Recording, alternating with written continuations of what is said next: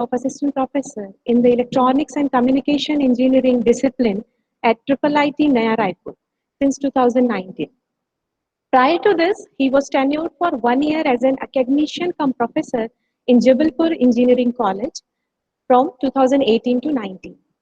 Dr. Sharma has received his doctoral degree on signal processing from IIT Guwahati in the year 2018, preceded by post-graduation degree in radio frequency design and technology from IIT Delhi in year 2010, which was then preceded by an undergraduate degree in electronics and telecommunication engineering from Government Engineering College, Raipur in year 2008. He was recipient of undergraduate academic scholarship provided by the Governor of Chhattisgarh. Then Dr. Sharma has, into his credit, 7 publications in reputed journals and conferences of international repute, of which a notable contribution was published in November 2020 on Deep Fuse OSV, online signature verification using hybrid feature fusion and depth-wise separable convolution neural network architecture in the reputed journal IET Biometrics.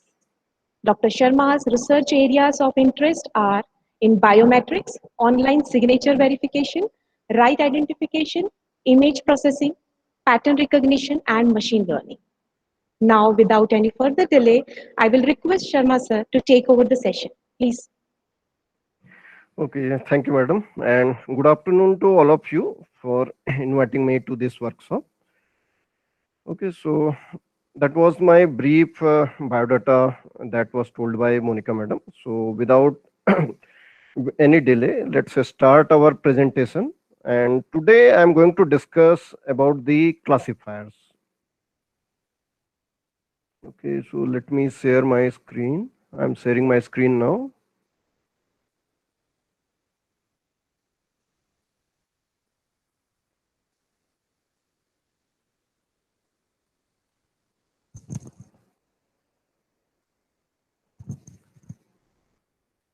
Okay, so I think if this screen is visible. Oh, yes, sir. Okay.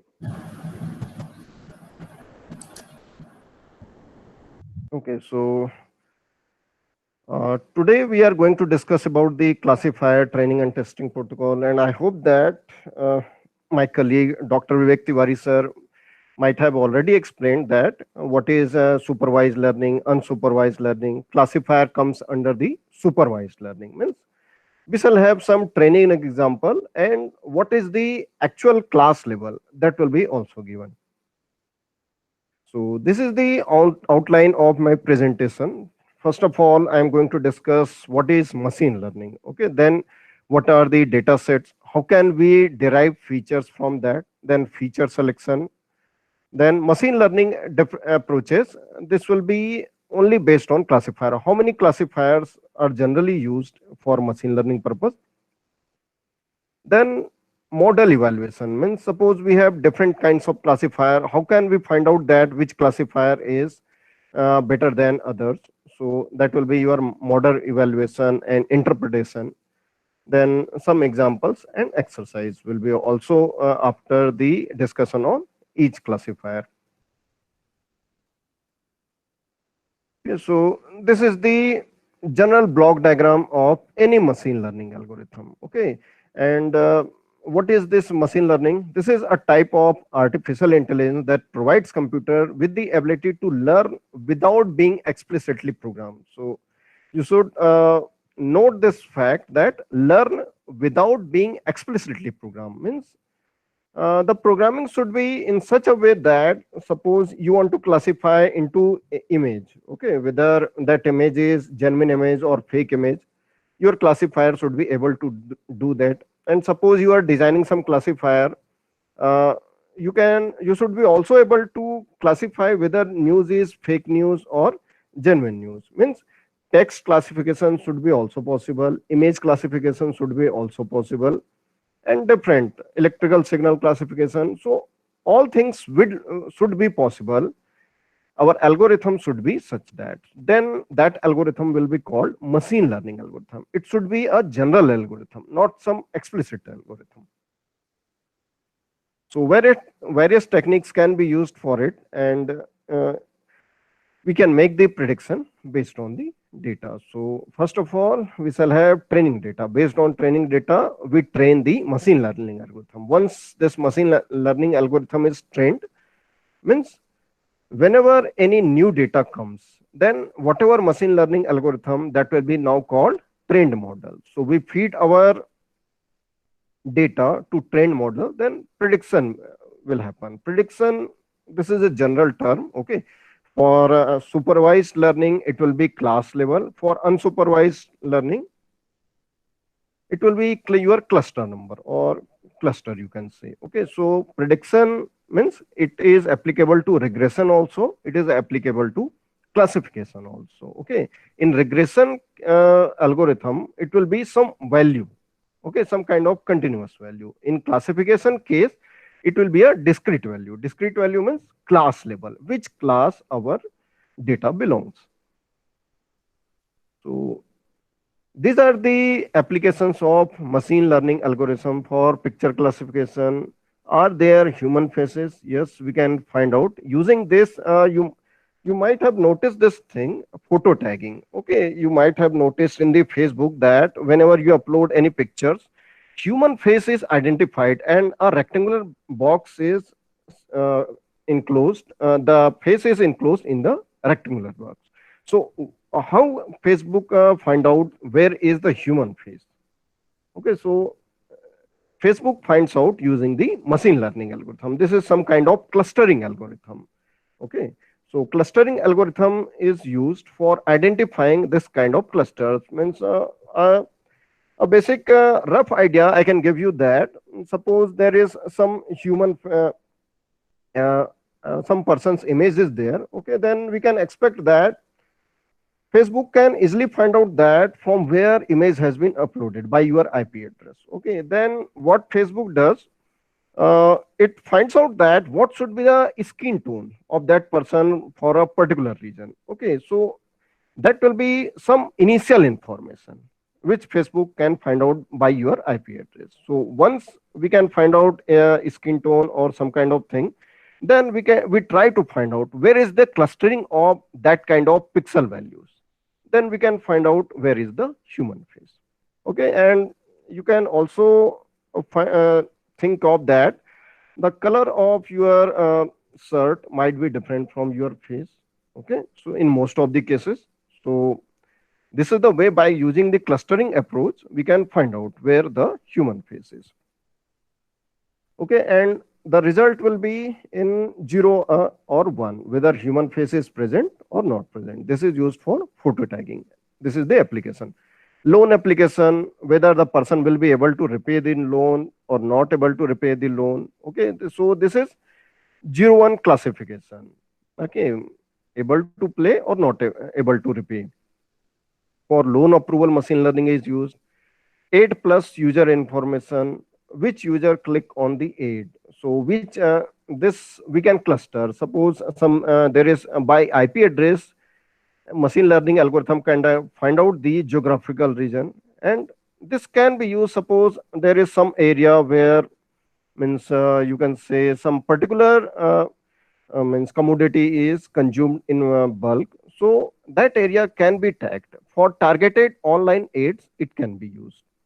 Okay, then there are something audio clip verification, whether your speech is genuine or not genuine. Okay, speech recognition, English sentence. This is used for language translation. Also, machine learning algorithm is used. Sensors from plain engine. Okay, means what is the status of sensor, that we can find out. This is used for preventive maintenance. Self-driving car. This is, means you can say, the future application of machine learning. Okay, still companies are in process to make the self-driving car. So there are so many things. First of all, you have to identify the object. So object detection can be done using the machine learning. What is the object next to your car? Okay, whether that is any animal or any person or some kind of bus or car, that you have to identify. So first thing that we can do using machine learning is object identification. After object identification, you have to find out the vacant road. Okay, so that is that can be also done using the machine learning algorithm. So essentially it will be a video processing algorithm. Okay, and there are so many approaches. Okay, all the researchers or machine learning means the person who are learning machine learning need not to write their own code. There are some built-in model, like uh, we have some pre-trained model, okay, where you can find out all this is. And, one of the popular destination is Amazon Web Services. Okay, some popular Google Cloud Platform. So there is already pre-trained algorithm. So somebody you may ask that what is the need of pre-trained algorithm? Can't we write our own code? Yes, you can write, but there are some algorithm which takes lots of time, means even weeks. Or suppose you are writing some algorithm like mostly in deep learning algorithm, then if you are using just simple PC which have any 4 GB RAM, okay, then it will take month of time for training purpose only. In another case, suppose you run or you train your model in Google Cloud Platform, then it will be done within hours. So that is the advantage. Okay, so suppose you are writing some complex program, then you can use the services of this Amazon Web Service, AWS, or Google Platform, IBM Watson, NanoNet. So all these platforms provide some free services, some paid services. Okay, so you can use all these things. And there are some pre-trained models also. Google has their own, you can say, deep learning model. Amazon Web Services have their own pre-trained model. Okay, so you can utilize that. And this is generally done by data scientist and data analyst, where the task of data analyst is just to analyze the data. He doesn't, or she doesn't want to write the code. Okay, because code already exists. He or she is not doing any new thing. His data or her data is new. Okay, suppose somebody is working in share market and tries to find out that whether somebody's share is overvalued or undervalued. So all these things can be done using the pre-trained model, because this work was already being done. Okay, and there are some platforms where you can make your own models. So TensorFlow, MXNet, Torch.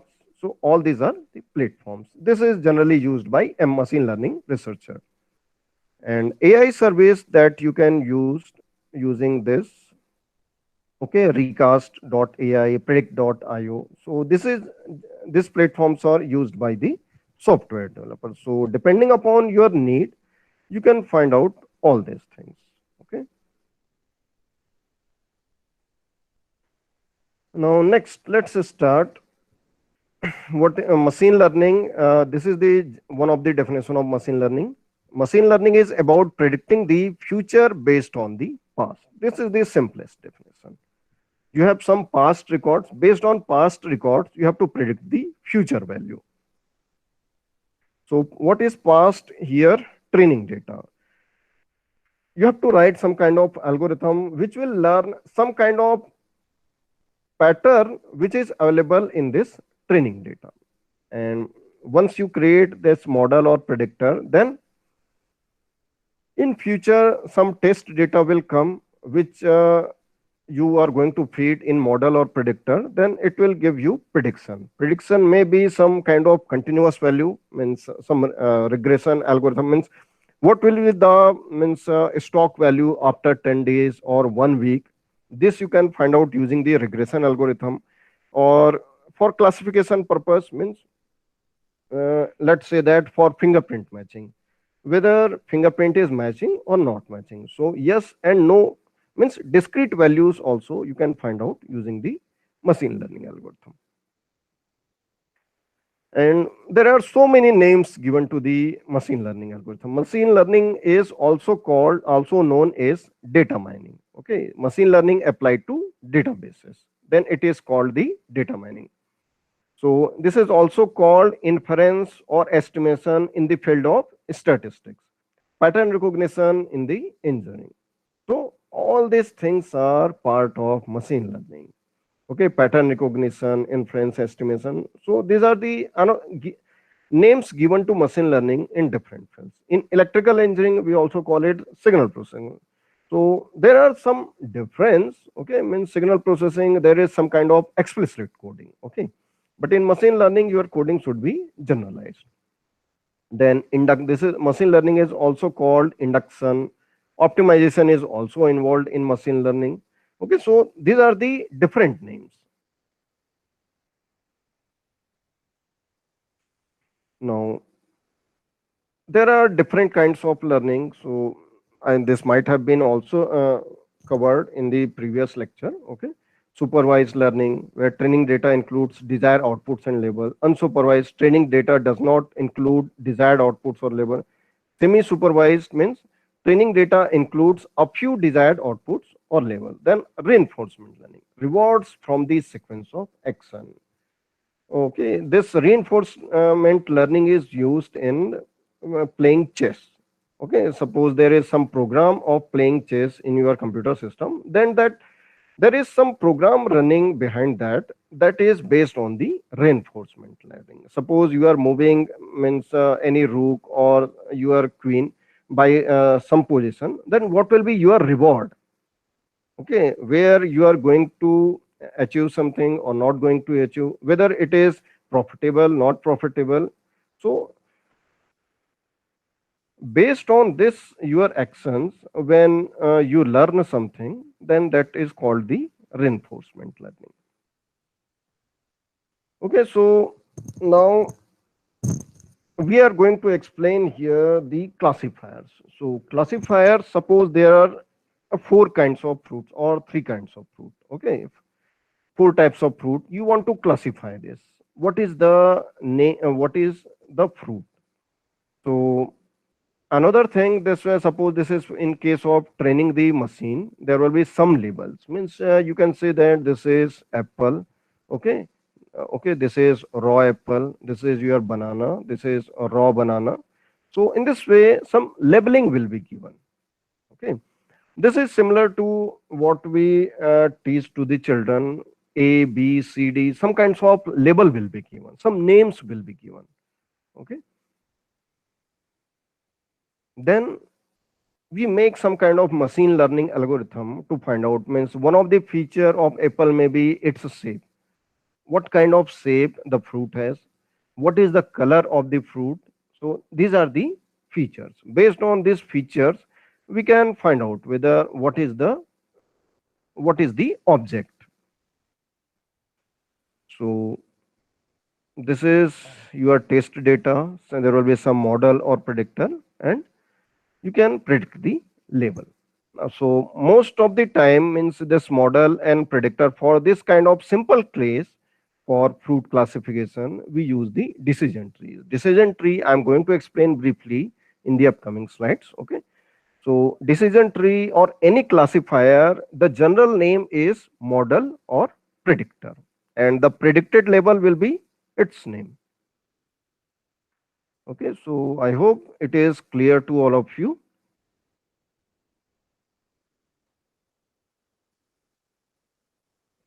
Now, classification example you can see in this way. There are two kinds of object. One is this red colored circle, and this is some violet color circle. Okay. So differentiate between low risk and high risk customers from their incomes and savings. So there are two parameters. See, this is just two-dimensional object. So each circle is denoting some person's economic status. Okay.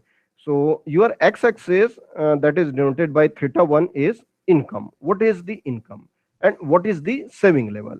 Based on the income and saving level,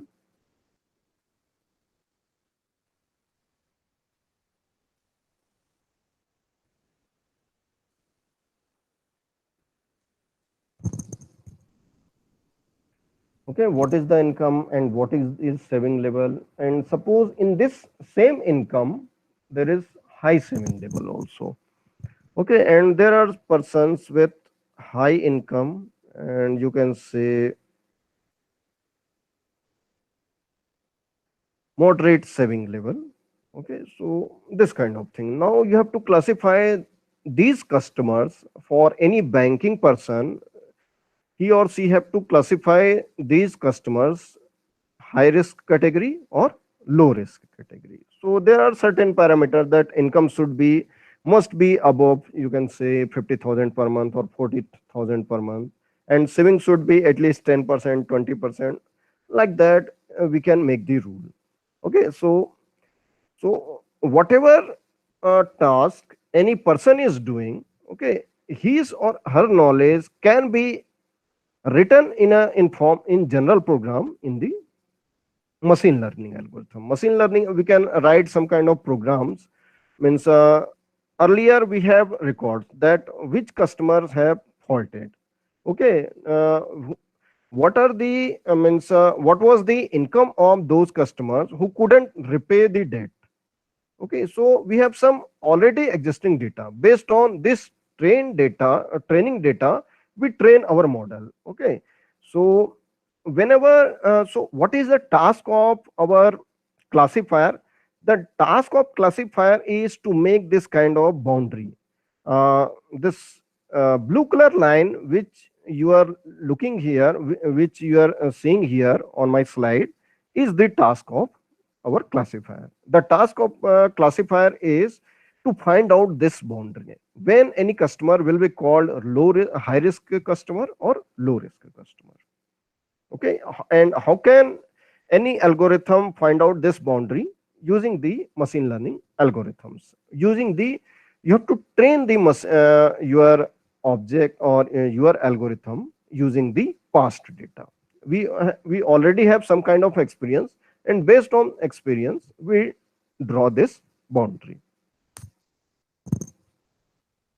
Okay, so whenever you find out this kind of straight line, then this generally the algorithm which is employed for classification is decision tree classification. Okay, and classification application is used in face recognition, character recognition, spam detection. Okay, this is one of the particular interest. Spam detection means sometime you receive email from some source which you don't know, and then suppose for, let's say, for Gmail, the task is, the problem is for the Gmail, you have to find out what is the spam mail and what is genuine mail.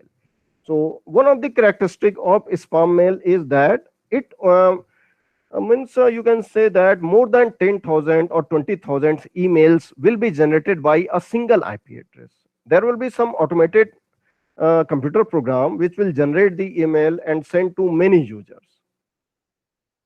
Okay, so one of the place of origin, if IP addresses seem to, you can say, 10,000 emails, and the email has been generated within short span of time, then Gmail perhaps give you some suggestion that this is possible spam mail.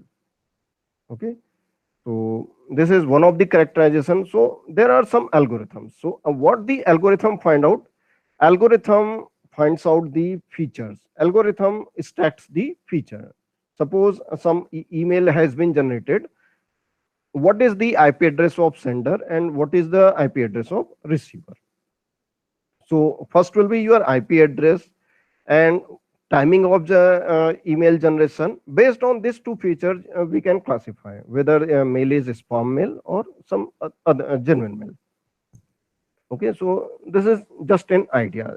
The actual algorithm will be more complex than what I have discussed. Okay, and medical diagnosis, cancer cell detection, or some other thing, we can write automated program for classification of disease.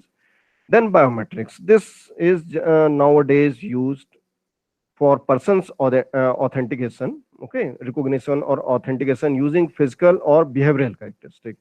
Face is physical characteristic. Iris is also physical characteristic of any person. Signature is behavioral characteristic. Using this signature, we can identify the person. So all these are examples of classification. Now training and testing protocol. Okay. So I hope this was the general introduction of classifier. Okay. So I hope this is clear to you. If anybody has any kind of doubt, then you can ask me.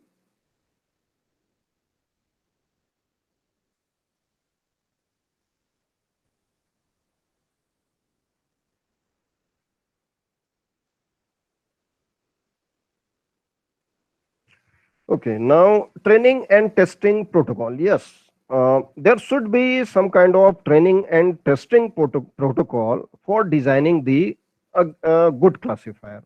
Why? Because a problem is like this. This is universal set. Okay, so this is the actual data. Okay, some parts of data we use for training the classifier. So anybody can ask that why we are not training our machine learning algorithm using all this data. Okay, the reason is that for training requires time. Okay, how much time you can afford. Okay, and how much data is available to you. Sometimes all the data may not be available to the person. Okay, so we use few percent of the data. Let's say this is 100%, we use 80% for training purpose. And while selecting the training data, we must look that whether we are taking the data from all the classes. Okay, so this is example of two class where we have means a plus sign and another circle filled with red color. Okay, so this plus this is your, let's say this is your class C1 and this is your class C2. So you must train your machine learning algorithm using the objects of both class.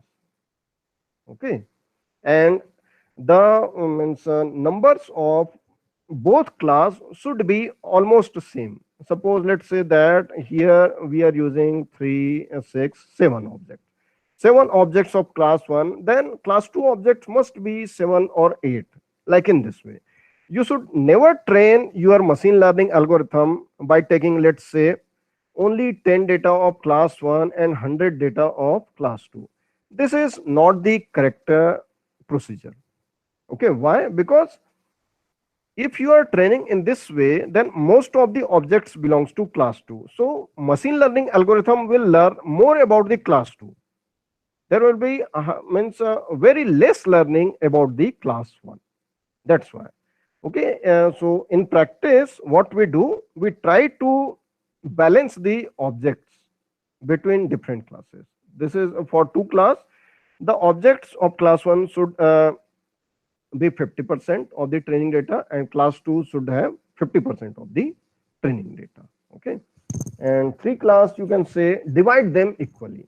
So whatever, suppose we have n class problem, then objects should be 1 by nth of all the training data. Now once we have trained our model, then what is the task of classifier? Finding out the boundary.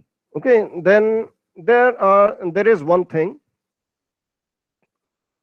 Classifier 1 is designing this kind of boundary, means this kind of non-straight line boundary. Okay, or and another classifier is designing a straight line boundary. Now question may be, which classifier is better? Can we say that this you can say means non-linear boundary is better? Can we say that linear boundary is always better? So it depends. Okay, means what kind of means objects or we are dealing with. Okay, sometime non-linear boundary is better, sometime linear boundary is better. But one rule is always clear, that the classifier means should be a is means it should not be more complex. Okay, so complexity of the classifier should be as less as possible. Okay, but second thing, when we should use non-linear boundary, when you have lots of data. When somebody has lots of data for training the model, then non-linear boundary is also good. Okay, now what will be the problem if we have less training data? That will be clear when you look into this feature. We don't know this is the data objects we use for training, but when you are testing, then this object's position might be different. Okay, so you can see here, suppose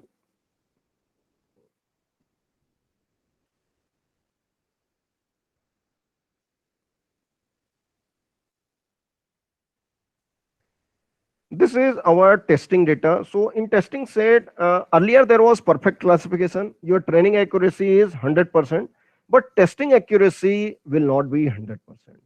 The boundary should be such that if we are getting very good training accuracy, then we should get very good testing accuracy also.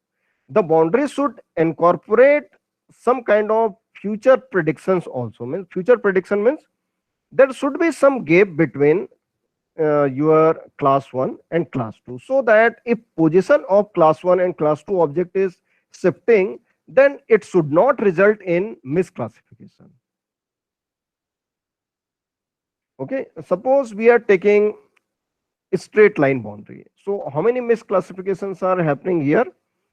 There are three misclassification. Okay, and one more misclassification of this red object, 4 misclassification. And suppose if we are taking non-linear boundary, then how many misclassifications are happening? 4 and what it is, 5, 6, 7. So which boundary is better? This linear boundary is better. Why it is better? Because it is a simple model. Okay, we are keeping some space between this boundary line and objects. Okay, so a good classifier always keeps this kind of separation between class objects and the boundary. Why this kind of space is needed? Because we don't know what kind of objects will come at the future. The position of objects of class 1 and class 2 might change in your test data set. So we should keep some space between the boundary line and our objects. The object should not be just touching down the class objects. Okay, that is not the feature means attribute of good classifier. Okay, so I hope this concept is clear to you.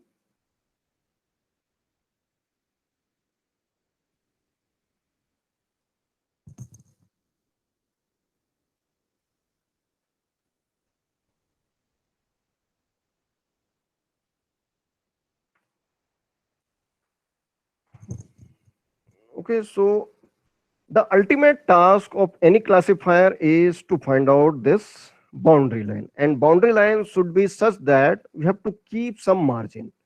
Okay, we should keep some margin between object and the boundary line so that it can incorporate the future changes.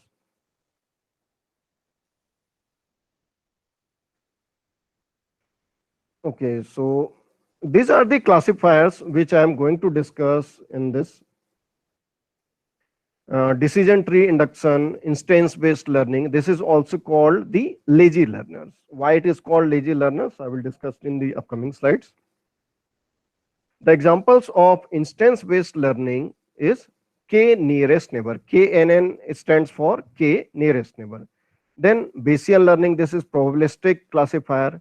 Neural network, okay, this is also one of the classifier, which is basically algorithm based classifier. Okay, now for unsupervised learning, clustering, association rule and variants are used. So for this lecture I am going to discuss all these 4 types of classifier: decision tree, instance based, K nearest neighbor, Bayesian learning and neural network. I will briefly go through all these classifiers so that you can understand that how any classification algorithm works. So this we already know. There will be, for classification learning, there will be 2 phases: training and testing.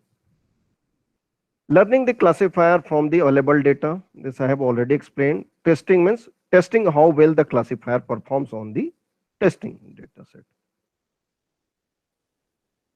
And before doing the training and testing, we have to separate the data. We have to make the data set which will be separate for training, and we have to create some data set which will be only used for testing purpose. So there are different methods for generating data sets. One of the method is holdout method. Holdout method means 2/3 is used for training purpose and 1/3 is used for testing purpose. Then cross validation approach, sometime it is called n-fold cross validation approach. Divide into n parts. Whatever data we have, divide them into n parts. Suppose means you can say one of the popular example is 10-fold cross validation. N is equal to 10. Suppose you have 100 objects, then divide this 100 objects into 10 folds. Okay, 1 to 10 will be one of the fold, then 11 to 20, then 21 to 30, and so on. So in this way, we divide our whole data set into 10 folds or 10 parts. We use n minus 1 fold for training, means we are using 90% data in case of n equal to 10 for training and only 10% data for testing. Repeat for different combinations. So what does this mean? In cross validation approach, let's say this is the first fold. The fold 1 we are using for testing purpose and rest of them for testing. Now repeat your experiment. Now in this case, don't use the fold 1 for testing. Now use the fold 2 for testing.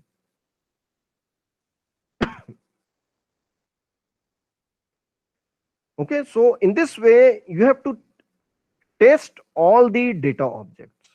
Okay, first you test the fold 1 object, then fold 2 object, fold 3, and so on. The procedure should be repeated equal to the number of folds. You have to repeat the experiment 10 times. Then whatever accuracy you are getting, you have to take the average of those accuracy, and that will be accuracy of your classifier. Okay, so this is the way we do training and testing for any classifier. Classifier may be decision tree, Bayesian classifier, or it may be your k nearest neighbor. The method of generating data set, training and testing protocol will always remain same. Okay, and why we are doing this kind of cross validation? Because you have to test all the data so that your classifier will not work only for particular set of data. The ideal classifier or a good classifier should be able to classify all kinds of data. Okay, so that's why testing should happen over all the data set. Now another approach for generating data set is bootstrapping. Select the random samples to form the training set. Yes. Why we are selecting fold number 1 to 8 at a time? Can't we select the random samples? Yes, that will be a good approach. So in cross validation, there is no random sampling. In bootstrapping, we do the random sampling. Now, how can we evaluate the classifier if training and testing has been done? So these are the some parameters through which we can find out whether any classifier is good classifier or bad classifier. Okay, so one of the popular parameter is accuracy that we used in so many fields. Okay, in so many areas we come across this term, what is accuracy? How much accurately we have estimated something. Another thing is confusion matrix. That is a new parameter which we generally used in machine learning. So I'm going to explain this confusion matrix in the upcoming slide. And third thing, to check the goodness of our outcome or goodness of our classifier is cost sensitivity. What is the cost sensitivity? The expected cost of the classification. Attribute test class cost plus misclassification cost. This is cost sensitive classification is generally used in medical field. Suppose means nowadays many people are going through COVID test. So suppose there is some person, uh, that person may be misclassified as COVID positive while actually he is or she is not COVID positive. So what is the cost of fall means a non-COVID person is being classified as COVID person. Okay, suppose we are starting some kind of, we are administering some kind of drugs. So how much will be the side effect? What is the cost of side effect? That will be one of the cost. Misclassification cost.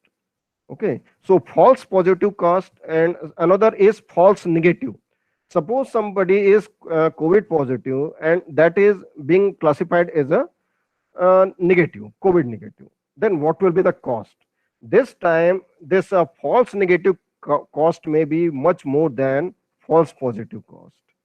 Okay, so whenever we do this kind of cost sensitive analysis, okay, so this is generally used in medical field, cost sensitive analysis. Okay, and why we do cost sensitive analysis? Because the aim of classifier is to draw the boundary when we should classify anything positive and when we should classify anything negative. You should keep in mind when you are drawing boundary what will be the misclassification cost. Okay, so depending upon this misclassification cost, we may design the boundary. Okay, so first thing that I am going to discuss is decision tree classifier. This is the very classical classifiers which we generally used in biology. Biology means whatever objects we have in the universe, first we classify them in living object and non-living object. In living objects, then we classify them into means you can say plants and animals. Then animals are further classified into many categories, means whether they are mammals or non-mammals. Trees are classified into different categories. So this kind of classification comes into decision tree classifier. So we have some training data set. For this classification, the first thing that we require is attribute. Attribute is also called the feature. What is attribute and feature? Some kind of characteristic which is available in our training data set. Like in case of living objects and non-living objects, you can say that motion. What is the difference between living and non-living objects? Non-living objects do not show any kind of motion. So motion is one of the feature or one of the attribute of living object. Then when we are classifying living objects into further groups, then what we classify them, whether they are plants or animals. Okay, so plants have some different kind of characteristic. Their cells are entirely different than the animal cell. So the cellular structure is different thing. Then the animals are further classified into mammals, non-mammals. Okay, so another attribute. So attributes are required for the classification. So what is our purpose? Our purpose is to extract more and more attributes so that we can accurately classify any object. Okay, more the attributes, better will be the classification. Although this is not always correct, there is some limit on it. Okay, as Vivek sir has already discussed this thing, there is some curse of dimensionality. We should not extract more attributes beyond a certain limit. And what is that limit? It is domain specific. Domain specific means it varies from one area to another area. Only domain experts can know how many objects will be sufficient. Okay, so all these we learn from the past experience. Okay, so same thing, machine will do this thing. How many attributes are required for proper classification by the training algorithm. Okay,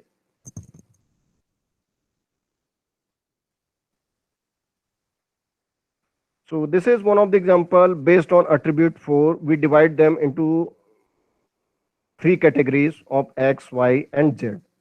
Okay, then we say that there may be some objects which will be correctly classified. Then this is called the pure node. This is also called the leaf node. Okay, this is the nomenclature in decision tree. The last group of object which cannot be further classified is called the pure node or leaf node. Okay, so you can understand this thing that stem is further classified into branches, and in branches we get leaf node. Leaf do not further classify. Okay, so whenever you get pure thing or no further classification is required, then it is called the leaf node. If we have some kind of impure node, means there are more than 2 or 3 class objects present, then this will be called impure node. Select the base attribute and continue. First we have selected A4, then we can select the A5 to further classify this thing. So we have to use different attributes in certain order so that we can get perfect classification. Okay, so these are the certain terms which you should know when discussing decision tree: internal node, what is branch, and what is leaf node. This is similar to tree. Okay, the first group of object is called the your root node. This root node, then further classification, this line is called the branch. Okay, suppose you want to play tennis, then how many parameters you should consider before going on the ground, before going outside and playing the tennis? What is the outlook? Then you are looking into the sky and finding out whether it is sunny, overcast, or rain. If it is sunny, then we have to check that what is the humidity level. If humidity is high, then we should not play. If humidity is normal, then yes, we can play. So whatever this decision we are making based on these attributes, what is the outlook, then what is humidity? Outlook and humidity is 2 attributes. Sunny, overcast, or rain, these are the values of outlook attribute. Okay, so don't think that sunny is attribute. The sunny is actually value of our attribute. Okay, all these things will become more clear when I will discuss one example. So this is just for nomenclature purpose. This is called the internal node, test and attributes. Normal or high, each branch corresponds to an attributes value node. Okay, so branch corresponds to attribute value. Each leaf node assigns a classification result, which class it belongs. So I hope it is clear to all of you.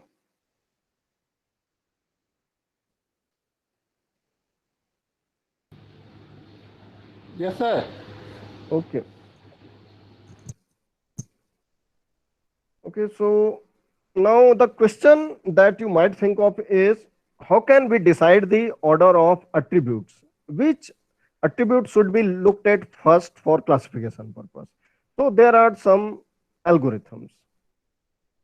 During tree construction, attribute selection measures are used to select the attribute that best partition the tuple into distinct cases. For best partition, what should be the order of attribute? So this is called the attribute selection measure. There are some popular measures which is known as ID3, C4.5, and CART algorithm. So and how this algorithm find out the sequence of attributes? Based on some statistical measures. Information gain, this you might have come across in information theory subject. Okay, then another is gain ratio and another thing is Gini index. So these are some statistical parameters based on which we decide which is the good attribute or which attribute should be looked at first for perfect classification. And based on this statistical attributes, we decide the sequence of attributes. So let's say this is called your data table. I hope that you know what is data table. Data table is basically the collection of objects. Okay, and each object data table is collection of objects and their attribute. Age is one of the attribute. Income, then whether that person is a student or not a student. Credit rating, bias computer, and this is the last column is your class. So what is this scenario? The scenario is like this. Suppose some person is coming to any shopping mall, and based on certain parameters, age, income, being a student, and credit rating, you have to decide that whether that person will buy a computer or do not buy a computer. So how many persons coming into mall buys the computer and do not buys the computer? What is the particular attribute or characteristic of the person which buys the computer and which do not buy the computer? So let's say that we are looking into this age attribute at first. If age is less than 30, now there are different categories of the age. Less than 30 means you can say these are the young persons. Between 31 to 40, you can say middle aged person. And more than 40, you can say these are the senior citizens. So if you look into between 31 to 40-year person, then you can see in the data table 31 to 40 age, and what is the status of buys computer? Yes, this person buys the computer. 31 to 40, now look into this, always buy the computer. Now you can see these things also.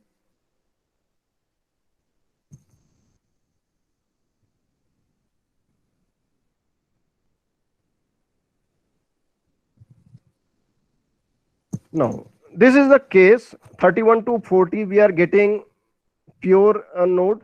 Okay, this is always yes. So we don't further classify this thing because we have reached to the leaf node. Now, less than 30, you can say, just look into row number 1, it is no. Second, also it is no. Then now look into this is no and yes. So this is not perfect classification. We have to look into another feature for perfect classification. Then we can check whether that young person is a student or not a student. So if he or she is not a student, then he or she will not buy the computer. If he or she is the student, then perfect classification is that he or she will always buy the computer. Now you can check all these things, you can verify all these things in the data table. Okay, so what I'm trying to say is that whatever we are looking into data table and finding out that whatever task we are doing manually, we have to write the program for automatic classification. This kind of data table will be provided to the computer program, and our machine learning algorithm running should be able to classify the persons, whether that person will buy a computer or do not buy a computer. For greater than 40, we can check out credit rating, excellent or not excellent, fair. So whether perfect classification is happening or not happening. Now you can notice this thing. For less than 30 age person, the next attribute that we are looking is a student. For the age greater than 40, the next attribute which is we are looking is credit rating. Okay, so how can we decide this thing? There are certain algorithms. The ID3 algorithm or some statistical measures are involved to find out sequence of attribute. First, you have to look into age, then credit rating. If age is greater than 40, if age is less than 30, then next attribute should be student. So why we are doing all this thing? What is the purpose of doing all this thing is perfect classification. Perfect classification should happen with minimal number of attributes. So that is the purpose. Okay, so how decision tree works? Decision tree works in this way. Let's say this is one of the attribute. We are drawing one boundary in this way. Age is greater than 40, then this one, less than 40, this one. Uh, Another attribute will classify the objects in this way. This is also not perfect classification. Then we go on adding the boundary. So what does that mean? This is the graphical way of separation.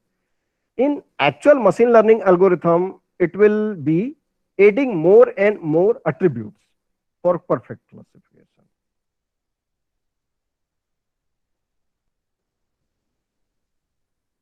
Okay. So what are the challenges for decision tree? Decision tree challenges are how to determine the attribute for split. Okay. So this is done using the parameter gain. This I am not covering in this lecture because you will study all these things in the upcoming lectures. Okay, but I am just giving you an overview. Means how classification happens. There are some certain statistical parameters based on which we decide the goodness of any attribute. So gain is one of the feature. Then another feature, another statistical parameter is gain ratio. So this problem is solved. How does type of attributes affects the split? So how much useful any attribute is, that we can find out using statistical parameter. Okay, so discrete valued, continuous valued. If any attribute is discrete valued, then what should be the approach for classification? If any attribute is continuous time, then how can we classify them? So different approaches are there. Okay, so these are some of the issues. How to avoid the overfitting? Overfitting means if we are we using too much attributes which will working perfectly fine with our training data, but it may not perform good in our test data. So that is called the overfitting. So overfitting problem, how can we avoid these things? So there are some approaches which is called pre-pruning and post-pruning. Okay, so this is all in the decision tree. All these things are challenges when we design any decision tree classifiers. Okay. So I hope all these things are clear to you. Okay, if anybody has any kind of doubt, then you can ask me. Then we shall move to our next classifier.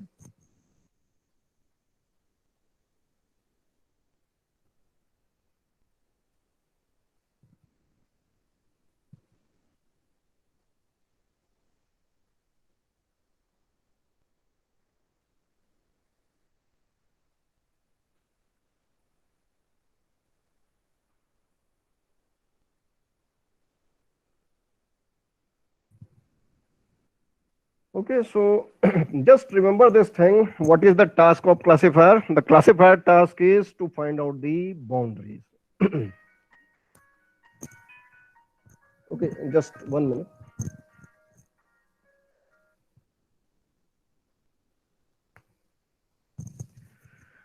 Okay, so now we move on to the next classifier, that is based on the lazy learning. So what does this mean? What are the lazy learners? So lazy learners are those learners who do not create a model of the training instance. We have some training objects, but we are not creating any model. So when an instance arrives for testing, runs the algorithm to get the class prediction. Okay, so what is the disadvantage of lazy learner? It is not training any model. So testing time will be more as compared to any active learner.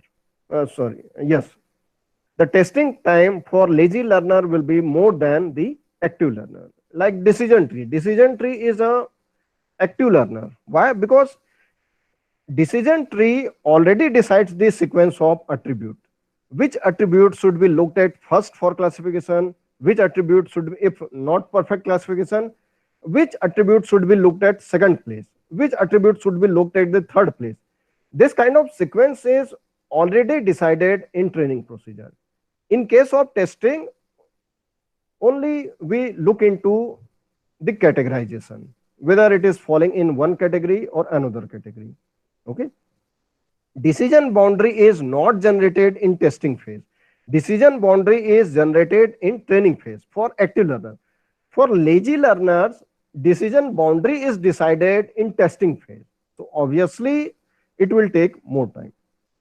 So one of the example is K nearest neighbor classifier. So one is known by the company, one keeps. So what does this mean? Your category or class will be decided by the your neighborhood. Okay, so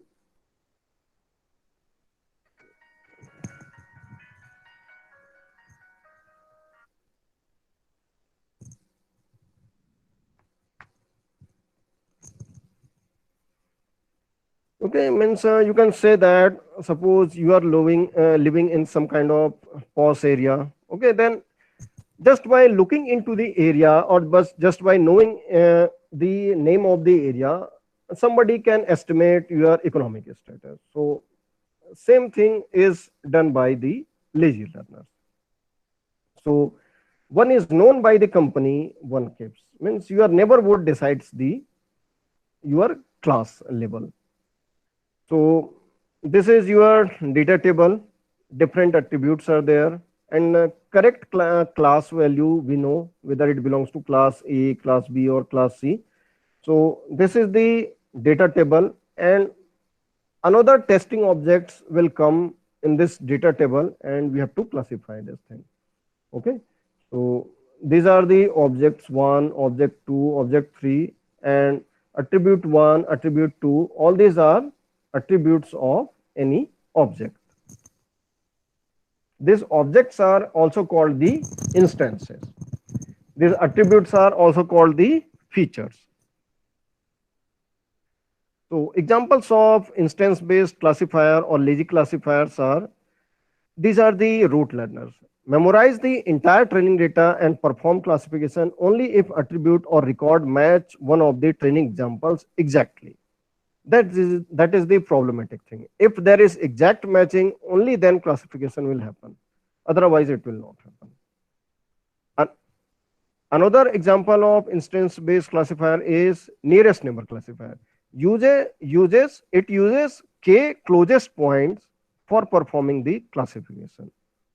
So this is the example for a test instance. Let's say this one. Okay, one more thing I forgot to mention, that means how we are getting these dots. These dots are actually this attributes value. Let's say this is your object 1. So suppose we have two attribute value, then we can draw this kind of two-dimensional plot. Okay, if we have n number of attributes, then we cannot draw the plot, but for computer programming, we can say that we can just imagine that there is some n-dimensional space and there is one dot in the n dimension. Okay, so you have to remember this thing. All these dots are coming from the data table. We are just plotting those attributes value. What is the x coordinate value, y coordinate value? X coordinate is attribute 1, y coordinate is attribute 2. Like that. Now, how can we classify in case of k nearest neighbor? Then first step is find out the distance. You have to find out this black color object is your test instance. Then you have to find out the distance of this object with all the objects. That is the problematic thing. And all these happen in testing phase. There is no any kind of training in this kind of classifier. That is the problematic thing which increases the testing time. A good classifier can take more and more time for training, but it should take as less as possible time in testing, because testing is more important than our training. Okay, testing should take as less time as possible. So in this lazy learner, what happens? Distance will be calculated with all the objects. And what is the formula of distance? This is simple Euclidean distance, or you can say city block distance.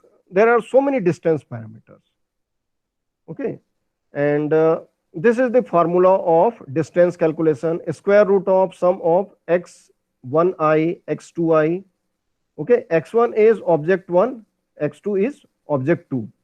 This I is the ith attribute. So essentially what we are doing, this is your x1, this is your x2.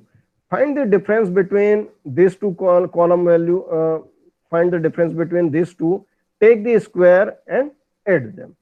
So, and take their square root. So all these things are happening in this formula.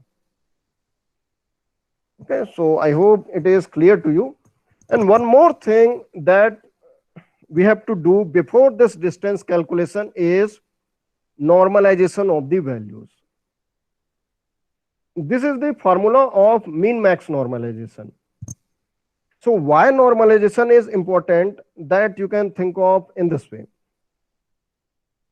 Suppose there is some attribute A1 whose values are in tens. You can say that in units, 1, 2, 3, 4, like in this way.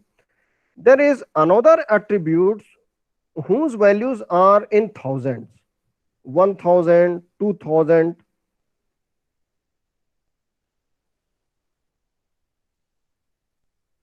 Okay, so what will happen if we apply this Euclidean formula directly on these values?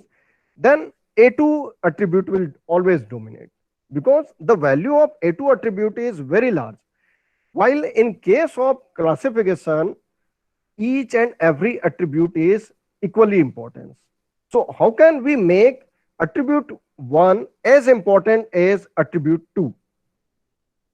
The simple answer is change the range of attribute 1 and attribute 2 to same level. Suppose you want to normalize this attribute 1 value and attribute 2 values in the range of 0 to 1, then you can do that using this mean max normalization. Okay, this is called the mean max normalization formula.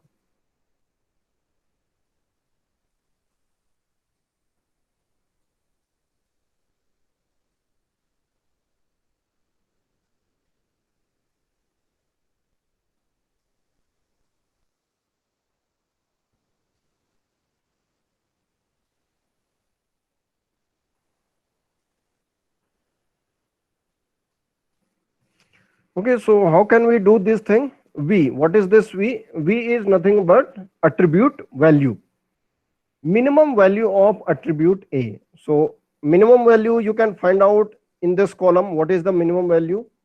Then what is the maximum value of that attribute minus minimum value of that attribute? So in this way, we can convert any attribute in the range 0 to 1. So you can see this thing. When V is minimum, then minimum minus minimum will become 0. So minimum value will be mapped to 0. And when V is maximum, then max minus mean divided by max minus mean. So it will result in 1. So using this formula, we are converting any attribute in the range 0 to 1. Attribute A1 will be converted between 0 to 1.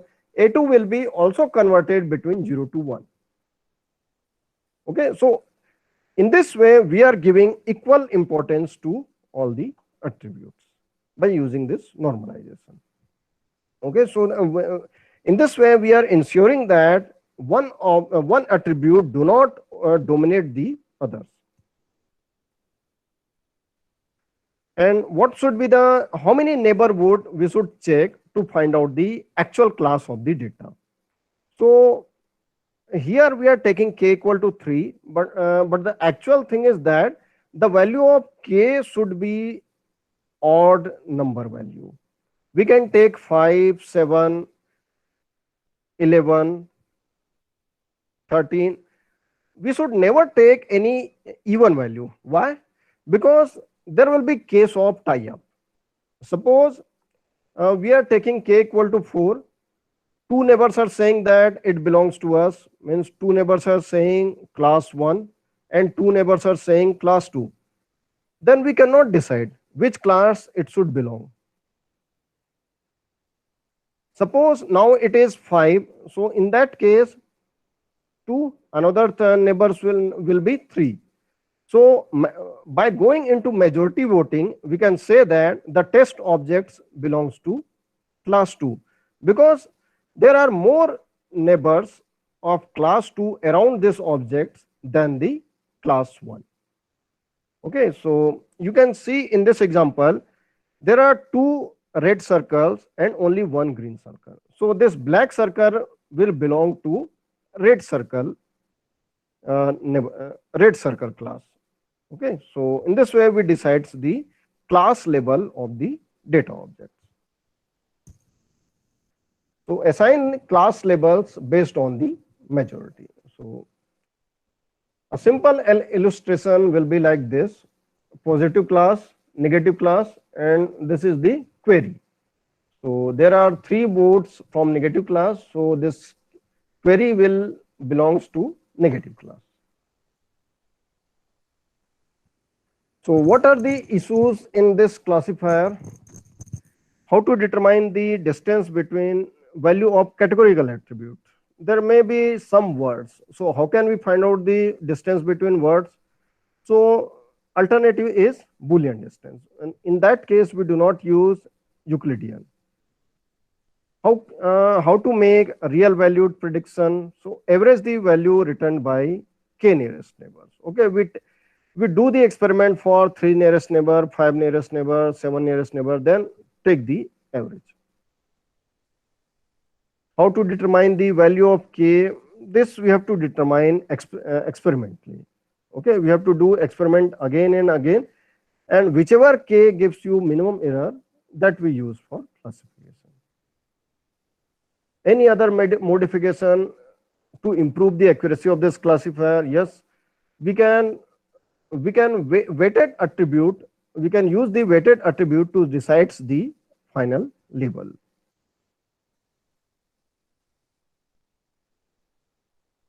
So how good is this classifier? Susceptible to the noisy value. If noise is present, then it may result in misclassification. So before doing this misclassification, we have to remove the noise from it. Okay, so that was in this k nearest neighbor classifier. This is one of the simplest classifier where we find out the class level based on the majority voting of neighborhood objects.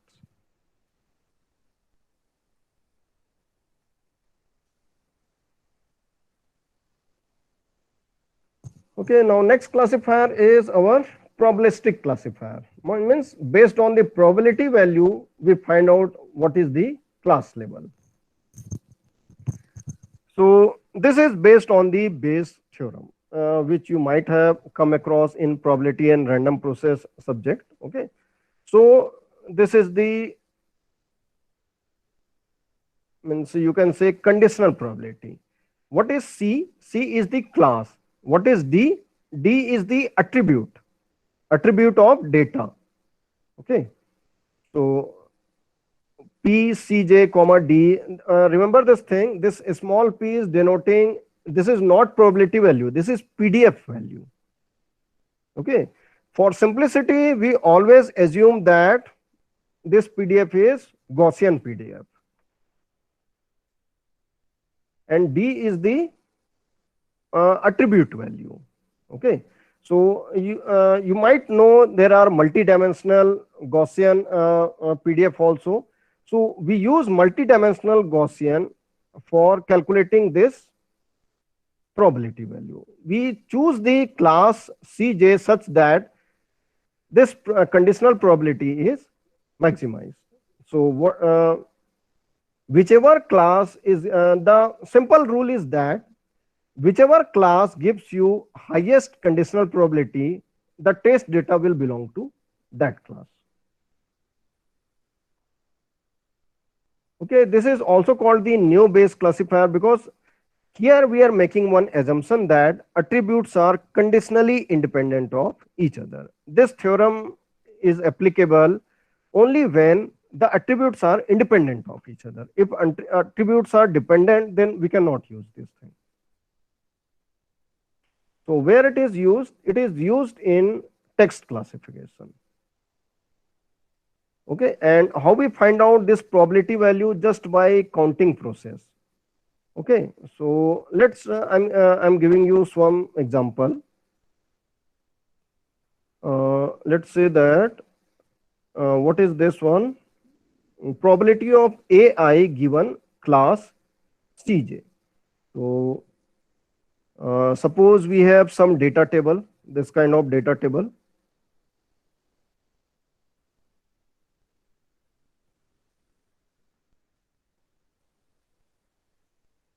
Then suppose there are two classes, C1 class and C2 class, C1 and C2. Let's say that there is 10 objects belonging to class 1 and class 2 has 5 objects. Okay, so suppose you have to find out, let's say, attribute A1 given that it belongs to class C1. Remember the word given that.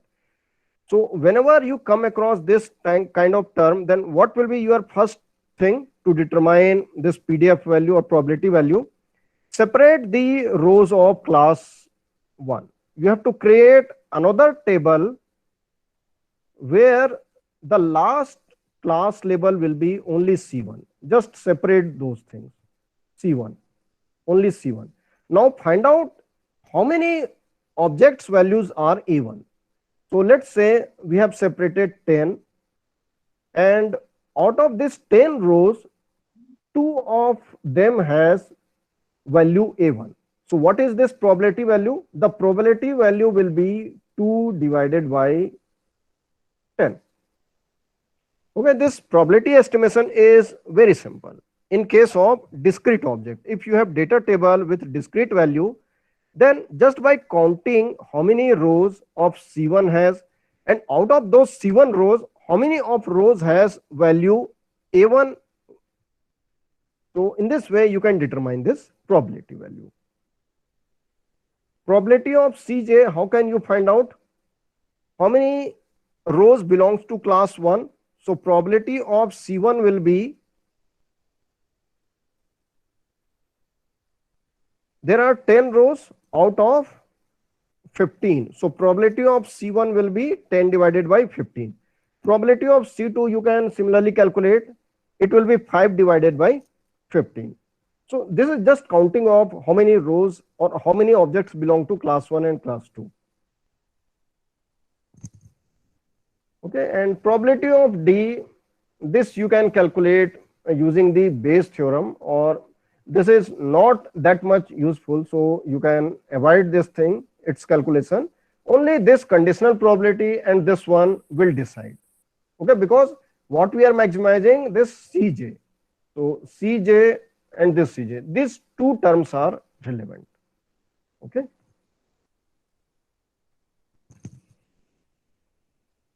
Now next classifier is neural network classifier. So this is there is some algorithm where suppose we have 3 attributes. Now which attributes should be given W1 weightage? What should be the weightage of attributes? Then it is passed through a function. Okay, so which decides the class. Okay, and let's say this is a sigmoid function. If the value is more than this one, let's say this black line is deciding, then it will belong to class 1. Otherwise, it will belong to class 2. So this kind of classification happens in neural network. And what will be the purpose of training? The purpose of training will be find out the weightages. By training our classifier, we can find out these weightages. And what is the training procedure? Back propagation algorithm, which you will study, means which you are going to learn in the upcoming lectures. Okay, So I'm just giving you brief overview. Okay, all this, the purpose of training is to find out this weightages. Once weightages are known, then we can classify any test data. So how can we find out this test data?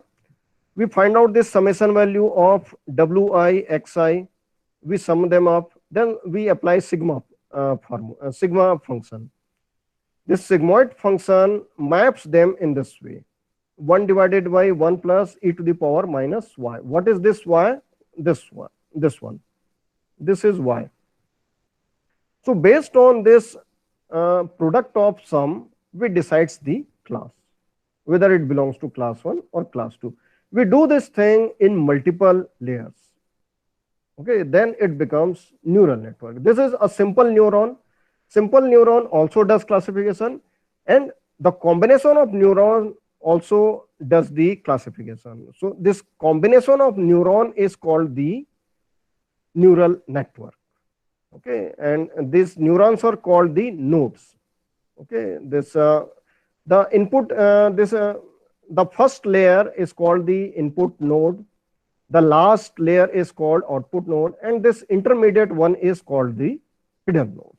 The training procedure you are going to see in the upcoming lectures. Okay, so what is the advantage of neural network? The most advantage is that in classification tree we get this kind of straight line boundary. Suppose you need non-linear boundary, that can be find out using the neural network.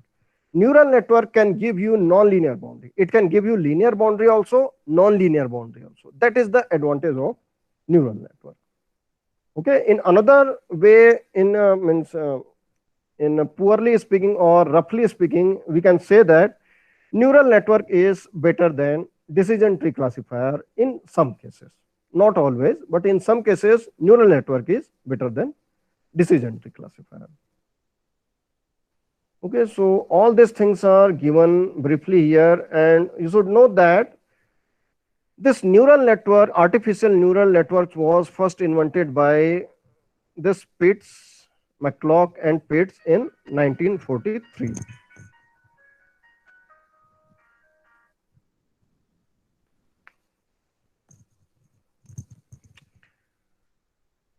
Okay, and next thing is that overfitting, these things we have already discussed. A classifier that performs well on training example but poorly on new examples, then it is the example. This is the case of overfitting. We have to avoid this. How can we avoid overfitting? So there are different procedures and methods. Use separate training and testing data. This is one of the method. Cross validation is one of the approach. This I have already discussed. Simplest model possible. So we have to find out simplest model, use the cross validation, use the separate training and testing data. Then in most of the cases, we can avoid the overfitting. Now, the last thing that I'm going to discuss is how can we find out the performance parameter of any classifier. What are the performance parameter? How can we find out that any classifier is performing good or not? So this is the procedure. Data set, divide them into two data set, training and testing. Then do the experiment, classification experiment. Okay. And learning should happen with training data.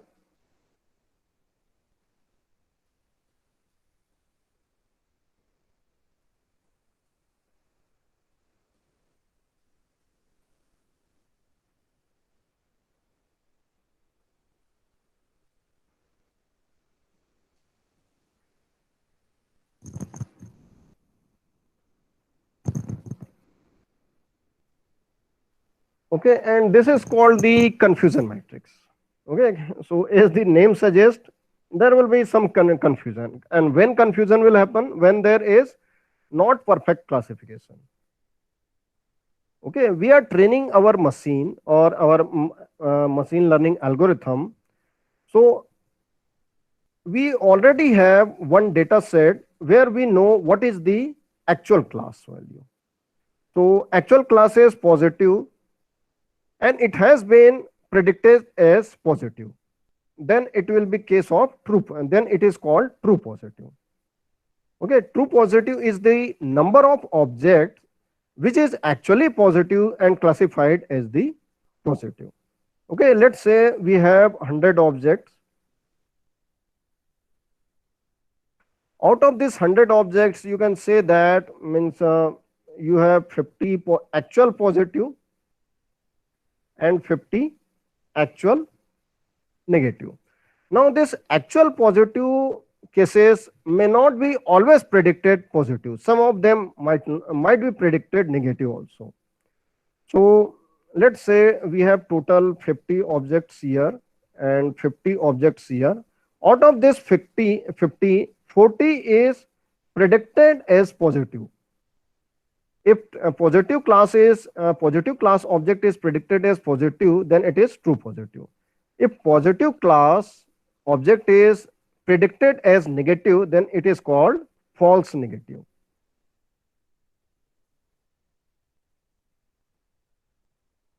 Okay. So similar case will be for negative. If negative is predicted as positive, then what it will be? Decision is false and prediction level is positive. So it is false positive. True negative means it was actually a negative and predicted also is a negative.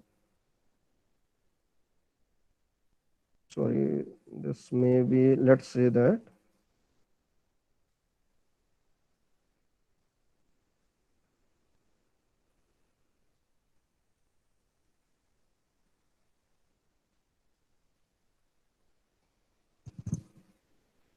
Okay, and there are different parameters: precision, percentage of correct positive prediction.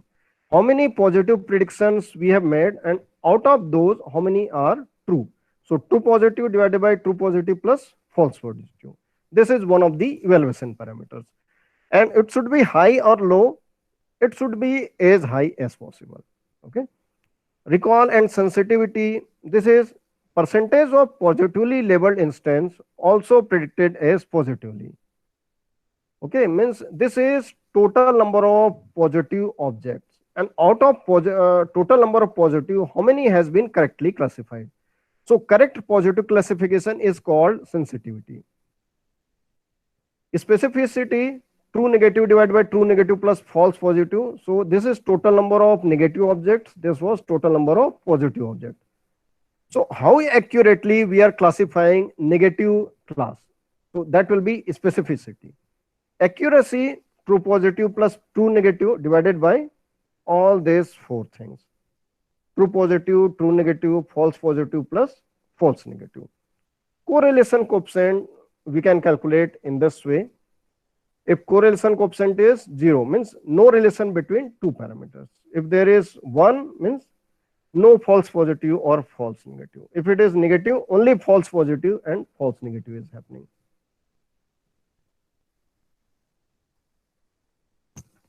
Another characteristic that we use is receiver operating characteristic.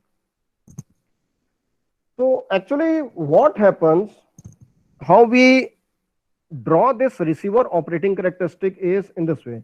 We are basically receiver operating characteristic is a plot between false positive rate versus true positive rate. True positive rate means this is the measure of goodness. This is measure of how much false classification we are making. Okay, so what happens generally? Let's say that this is your object. This is your class 1 neighborhood, and this is your class 2 neighborhood.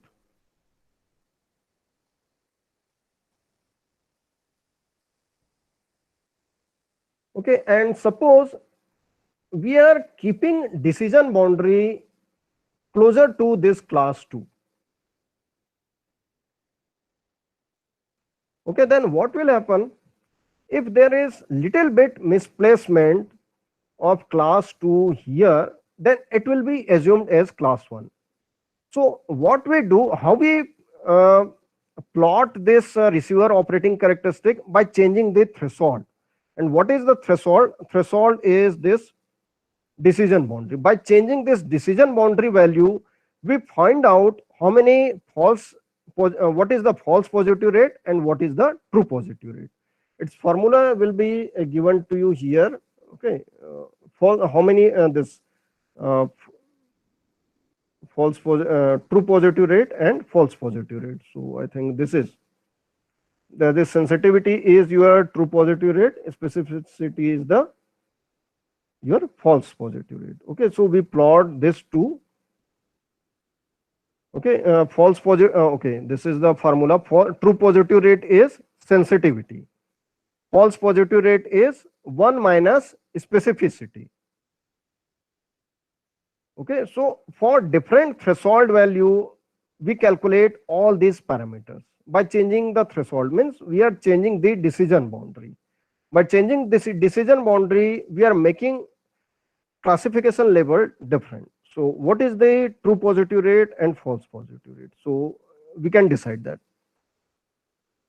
And with when any classifier will be considered good, this is the just probabilistic classifier. Okay,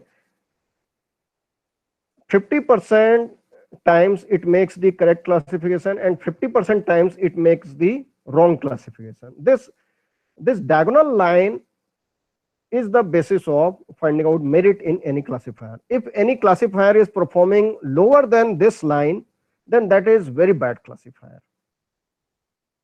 Okay, why? Because it is making more wrong decision than the correct decision. If classifier curve is going above this diagonal line, what does that mean? You can see this, let's say that 0.1 false positive rate and 0.4 is the true positive rate. Means let's say 10% wrong classification, 40% correct classification. So it is a good choice as compared to this diagonal line, because what it does, it makes the same number of correct classification and misclassification. Okay, so good. This is, let's say this is classifier 1 and this is classifier 2. Which will be better?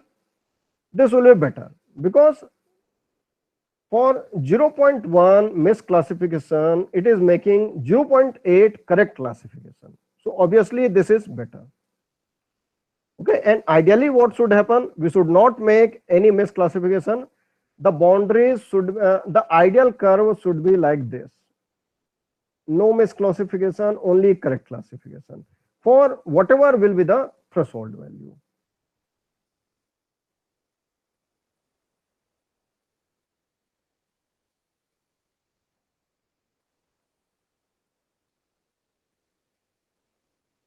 Now, okay, I have already gone across above the time. Okay, so briefly I am telling you all this thing.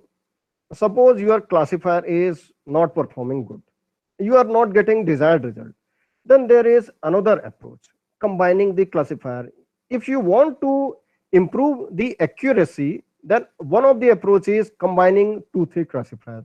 You can combine decision tree, nearest neighbor, both you can combine. So there are certain algorithms. This is called the ensemble learning. There are 2 algorithms, bagging and boosting. So bagging, what we does, we take the majority votes. In boosting, what we does, attention to the weak instance. We provide more weightages to the weak instance, which is means hard to classify. We provide more attention to that. That is the boosting algorithm. So this is just a brief overview. Okay, and this is the way we provide boosting. This is your training set. We take some sample D1. Okay, this is model 1, model MN. Test set comes. Then we take the majority vote. Okay, these are n classifier. Let's say 10 classifier. If 7 of them are saying class 1, then we assume that the class is C1. Otherwise, we assume that it will be class 2. So in this way, we predict the class level. In boosting algorithm, initialize weight of the instance to 1 by d, means equal weightages will be given to all the data objects. We take sample, we train the classifier, we decides the model 1. Now, how much error we are getting with this classifier M1? That is important. So what is the actual thing? In previous case, we have given equal weightages to all the classifier. We are treating each classifier vote as a 1, okay, or we are taking majority. But here what we shall do, the weightages should be given based on their error rate. The classifier which is providing more error should be given less weightage, and classifier which is giving less error should be given more weightages. Now, based on this weighted vote, we decide the class level. So that's the difference between bagging and boosting.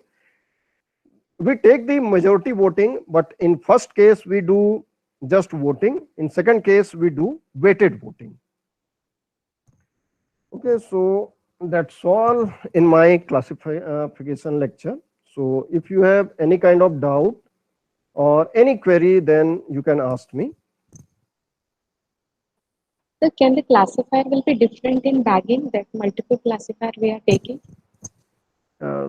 Sorry, I didn't get. Can you please Sir, repeat? in bagging we are making multiple classifier, right? Yes. So can we have different classifier for Yes, we different can samples? have different classifier and sampling. Means you can say that neural network is one of the classifier, and another classifier may be your SVM also. So yes, we can take that. And how much weightages should be, how much weightage should be given to each classifier, that depends on their error rate. Okay. So there is one more question in the chat box. Okay. What outcome is supposed to be observed or displayed by ROC? What outcome means? It is basically the measure of goodness of any classifier. Okay, let me.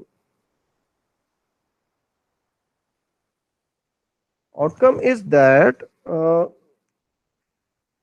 if we are taking this much threshold value, we make certain decision. What is threshold means? Where boundaries should be kept.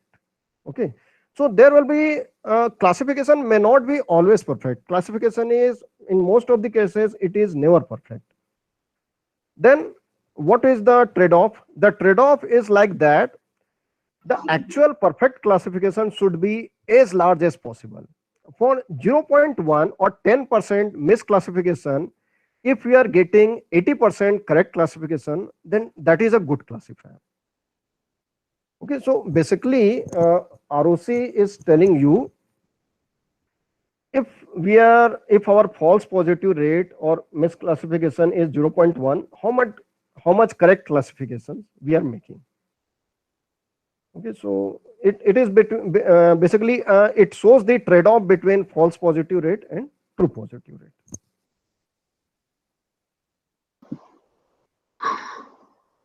Thank you, sir. Thank you for coming to the FDP, and your lecture was very nice, and we have learned a lot. I have a query. The order in which the different classification techniques are applied will affect the result accuracy?